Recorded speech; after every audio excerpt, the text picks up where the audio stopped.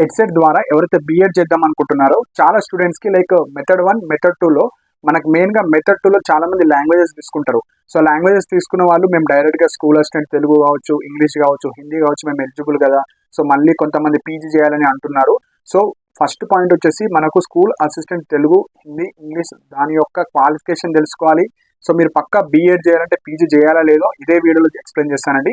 So first point వచ్చేసి మీరు school assistant Telugu, Hindi, ఇంగ్లీష్కి దాని యొక్క ఎలిజిబిలిటీ ఏంటంటే, సో ఫస్ట్ పాయింట్ డిగ్రీలో one of the optional subject ఉండాలి. ఎగ్జాంపుల్ మీరు తెలుగు చేద్దామన్నా, ఇంగ్లీష్ చేద్దామన్నా, హిందీ చేద్దామన్నా మీ డిగ్రీలో చాలా మందికి లాంగ్వేజ్గా ఉంటుంది. ఎగ్జాంపుల్ మీరు తెలుగు బీఎడ్లో సెకండ్ మెథడ్ తెలుగు చేశారు, డిగ్రీలో లాంగ్వేజ్గా ఉంటుంది. మీకు లాంగ్వేజ్ 1గా కావచ్చు, లాంగ్వేజ్ 2గా కావచ్చు. కానీ డిగ్రీలో మీ మెయిన్ ఆప్షనల్ సబ్జెక్ట్లో తెలుగు ఉండదు. సో హిందీ కూడా ఉండదు, సో ఇంగ్లీష్ కూడా ఉండదు. ఇంగ్లీష్, తెలుగు, హిందీ అనేది లాంగ్వేజెస్.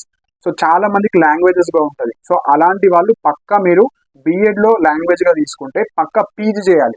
సో పీజీ చేస్తేనే school assistant Telugu, Hindi, English మీకు ఎలిజిబుల్. లేదు మీరు లాంగ్వేజ్గా ఉంది డిగ్రీలో బీఎడ్ చేస్తారు, స్కూల్ అసిస్టెంట్ జాబ్ పడ్డది, సో మీరు రాసిన నాట్ క్వాలిఫై, డిస్క్వాలిఫై అయిపోతారు. ఎందుకంటే మీకు లాంగ్వేజ్గా ఉంది, ఆప్షనల్ సబ్జెక్ట్గా లేదు. సో మరి ఎవరు ఎలిజిబులో ఇప్పుడు చెప్తాను. సో ఎవరికైతే డిగ్రీలో మీకు బిఏ స్పెషల్ ఇంగ్లీష్ చేసిన వాళ్ళు కావచ్చు, అండ్ బీఏలో మీరు డిగ్రీలో ఇంగ్లీష్ లిటరేచర్ తీసుకున్న వాళ్ళు కావచ్చు, అలాంటి క్యాండిడేట్స్ కావచ్చు. అండ్ మీకు డిగ్రీ తర్వాత ఎంఏ ఇంగ్లీష్ చేసిన తర్వాత ఇప్పుడు బీఎడ్ చేసే వాళ్ళు మీరు డైరెక్ట్గా మెథడ్ 1గా ఇంగ్లీష్ తీసుకోవచ్చు. కాకపోతే చాలా కాలేజెస్లో ఇంగ్లీష్ అనేది సెకండ్ మెథడాలజీగానే ఉంటుంది. ఫస్ట్ మెథడాలజీ వచ్చేసి మీకు maths, physical science, biological science, social. Second మెథడాలజీగా మీరు ఇంగ్లీష్ తీసుకోవచ్చు.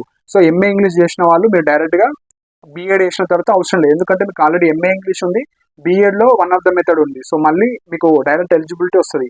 కానీ చాలా మంది డిగ్రీ తర్వాత బీఎడ్ చేసే వాళ్ళు ఉంటారు. సో బీఎడ్ తర్వాత మళ్ళీ మాకు సెకండ్ మెథడాలజీ ఇక్కడ లాంగ్వేజెస్ ఉంది కాబట్టి పీజీ ఉంటేనే ఎలిజిబుల్. సో ఒకటే గుర్తుపెట్టుకోండి, ఎవరైతే లాంగ్వేజెస్లో చేస్తున్నారో మీ డిగ్రీలో వన్ ఆఫ్ ద లాంగ్వేజ్ ఉండి ఇప్పుడు బీఎడ్ సెకండ్ మెథడాలజీ లాంగ్వేజెస్లో చేసే వాళ్ళు పక్కా పీజీ చేస్తేనే అది స్కూల్ అసిస్టెంట్ జాబ్కి ఎలిజిబుల్. సపోజ్ పీజీ చేయలేరు, పీజీ చేయకపోతే మీరు నాట్ ఎలిజిబుల్. ఇదైతే మెయిన్ పాయింట్.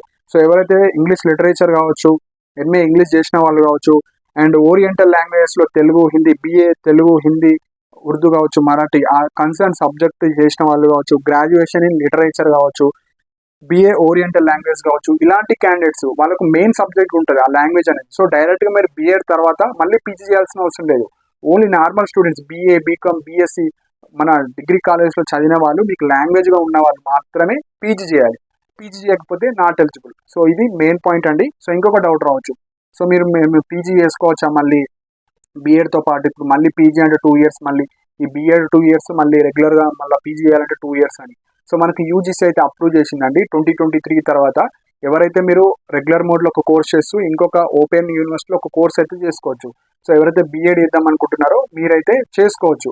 బీఎడ్ ఇంగ్లీష్ చేసే వాళ్ళు కావచ్చు, సెకండ్ మెథడ్గా బీఎడ్ హిందీ, తెలుగు చేసేవాళ్ళు మీరు ఓపెన్లో doctor BR Ambedkar open university కావచ్చు, professor G Ramareddy distance education కావచ్చు, కాకతీయ ఓపెన్ యూనివర్సిటీ కావచ్చు, మనకి ఇగ్నో యూనివర్సిటీ కావచ్చు, అందులో మీరు ఎంఏ ఇంగ్లీష్ కావచ్చు, తెలుగు, హిందీ ఏదైతే సెకండ్ మెథడాలజీ మీరు తీసుకుంటారో లాంగ్వేజెస్ వాళ్ళు మీరు చేసుకోవచ్చు. సో ఇవి ఇంపార్టెంట్ పాయింట్స్ అండి. సో పక్కా స్కూల్ అసిస్టెంట్కి అయితే మీకు ఈ ఎలిజిబిలిటీ ఉంటేనే మీరు ఎలిజిబుల్, లేకపోతే అది జస్ట్ బీఎడ్ చేసామా అంటే చేసాం, దానికి జాబ్ ఆపర్చునిటీ అయితే ఏముండదు. సో ఇవి ఇంపార్టెంట్ పాయింట్స్ అండి. సో మీకు ఏమైనా డౌట్స్ ఉంటే కింద కామెంట్ సెక్షన్లో మెన్షన్ చేయండి. అండ్ ఇలాంటి అప్డేట్స్ కోసం మన ఛానల్ సబ్స్క్రైబ్ చేసుకోండి. And thank you for watching my video.